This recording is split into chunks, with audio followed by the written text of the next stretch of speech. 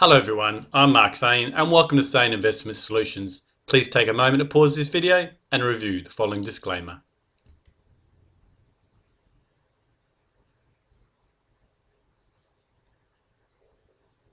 Thank you for that. Welcome to week 32 of a Forex market review. We've got a few charts to look through today. Some of the trades which we took last week and they delivered, as well as some upcoming trades which we're looking at taking or have taken early this week. Let's go ahead to those charts. So first we're going to start on the Aussie USD. We're going to go through these charts quickly because we've got about 6 charts we're going to look at. The Aussie USD, we were looking at taking a long position, and that was last week on Wednesday. We're currently in the trade. We're looking at having a move up into this DSR resistance areas, and that's definitely has delivered, as we can see on this current candle position now. Dropping down to the 1 hour chart was where we were looking at taking the entry. We saw it come down, retest this 200 EMA on the 1 hour chart on the Aussie. Then we saw this quick spike down and spike back up, and that's roughly where I was indicating that, and I showed you that I took the position and we put our stop losses roughly down below here. You could put them or a bit lower like I did, and looking at risking 100 pips to making up near these areas here around 100 and 150 pips. That delivered for me. I took a bit of an earlier exit here. I took 100 pips, just a 1-to-1 around about this level here, and that's where we had the non-farm payroll numbers come out, and it just quickly dived back down. So I knew the numbers were going to be good, and that means the weaker Aussie was going to occur as the US dollar strengthened, and therefore I put my exit roughly just down there, and I got taken out as it continued to fall. But as you can see, it's continued to go higher, so if you remained in the trade, you could have easily made a little bit more. But this, as you'll see on another chart, the USDCAD that we also took, sometimes it will just keep falling down. So that was a good risk to reward of 1-to-1. And the reason why I exited the trade was looking at divergence, as we saw our higher high in price, and then we saw the lower AO, and then on the lower time frame I was seeing the same thing, and I just saw, okay, well, I can see my divergence, and I got the news coming out, let's just bank some profits, and that's what I did. Jumping across to the USDCAD, that was the other trade that we took. That one would have been a short position because it was going against the trend of the Aussie USD. And so with the 1 hour candle that was looking at entry was around here. We saw it move on our way up. We then saw the AI divergence with the higher high in price and the lower AO. Then we looked at it to pull back, had to break the resistance or support area. Then that became the resistance area, which then pushed back up. And then when it broke down again, as well as broke through the 200 EMA line, that was my entry point. So I entered roughly around the market around there, had my stop loss somewhere up here, around 80 pips, 80 to 100 pips. It came down, it delivered 100 to 1-to-1. I like to go for a minimum of 1-to-1, but try to go for at least 1-for-2. And then it did this zigzag up and down, up and down, up and down. Then it showed some divergence in the opposite trend, which was the lower low and the higher AO. And then the market traveled along, and right about this point here was where we saw that US non-farm payrolls numbers again. So I was happy to go ahead, put my stop losses around about there, bank 1-to-1, so I was risking 80 something pips to make 80 something pips. So I banked my 1-to-1 again, and then it just skyrocketed. And this one would have took us all the way out at break even. If we had moved it to break our stop losses to break even down these points, you would have considered that as a minimum, and that would have took you break even. So it was a good opportunity for me to make the 1-to-1 on this trade as well. And the third trade was a US 30. Haven't got these charts up at the moment, but the US 30 broke even. So that one I just delivered break even. I wanted to try to hold one of the trades to see if the news could bounce in my favor after it pushed back. However, it didn't on the US30 as well, so that one I just took a 1-to-1. But because I had 3 trades all affected by the US, I decided to take 2 early and left 1 at break even, and obviously delivered on 2 and 1 got break even. But in the end, I did not lose a dime on any of those 3 trades, which is fantastic. The next setup I had was the pound CAD. This was one that occurred on Friday, and I've recently exited the trade. So what we're looking at this 1, 2, 3 large AO coming back for 4. We saw it broke down, then we drop down to the lower time frame. We want to look for divergence where we see the higher high in price and the lower AO. There's the lower AO and there's a higher high in price. So that's our 4-hour mark. Then we want to see it break some structure and push back higher. Drop down to the 1-hour chart. Never saw divergence on the 1-hour chart. However, in this case, I looked down to then the 15-minute chart. Let me just scroll back again to where the entry was. There's the higher high in price and there's the lower AO.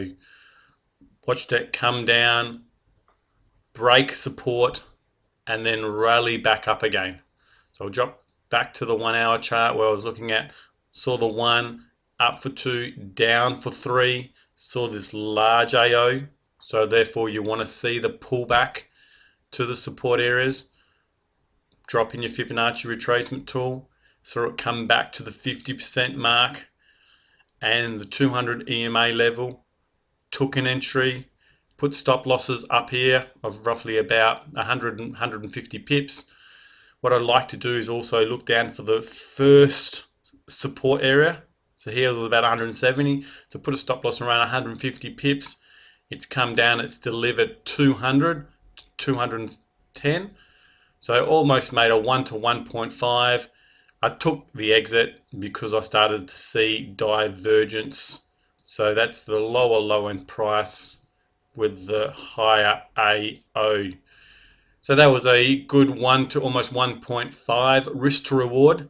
As I indicated, always got to make at least 1 to 1, and but try to go for 1 to 1.5 or 1 to 2. That way you don't have to win as much as you lose. So that was a pound CAD trade. Dropping down to the 15-minute chart, we started to see some divergence as well, and then the lower low in price and the AO. So we want to make sure that we look at lower time frames and just see where it's going to go. Where do I think it's going to continue to go? Well, to be honest, if it doesn't push back too much higher, it's probably going to continue lower. And where do I think it's going to continue lower? Again, use your Fibonacci expansion tool. So from the high to the low, back up to the recent highs. So you're probably looking at the first support area around this 61.8. So that's why I took the exit as well. It bounced off there. But your next area is somewhere down here. So you're looking around the 100% level. If we were to zoom out and just have a look at that chart, you're going to see that 100% level is going to be coming down to this area here of the DSR indicator support area.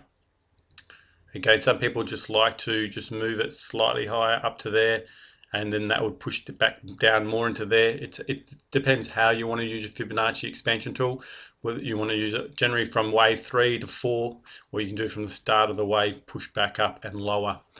So there's all the reasonings why I got in and got out of that trade. I do apologize if I'm going through this quickly. However, I do want to go through a lot of pairs today, and you can pause this video and rewind and have a look at it again. The next trade setup is a New Zealand USD. The reason why I'm looking at this one is early hours tomorrow, which is about 7 AM Thursday morning, Australian Eastern States time. We're going to see the New Zealand news announcement. Now, the New Zealand interest rate news, which is being announced, they're looking at it being dropped by 0.25%. So it's very likely that will occur. So if it meets expectation, you might see a spike lower and then push back higher, because we've generally, like the Aussie, factored that already into the market. But because it's starting to have a bit of a pushback higher, what I like to see is this is probably wave 1 up for 2, coming down for 3. Here's the ABC cycle, got 1 up for 2. So you could look at entering the market somewhere if it broke these 200 line. You could be looking at putting stop loss up there around 100 pips and then riding it down here to around 180, 200 pips. So that's where you'd be looking at it. But again, this trade is more of a news trade. I don't normally take news trades, but because I've got divergence against any further uptrend, I'm starting to see the push back lower. I have my ABC cycle, down for 1, up for 2. It's very likely we're going to see a push back lower.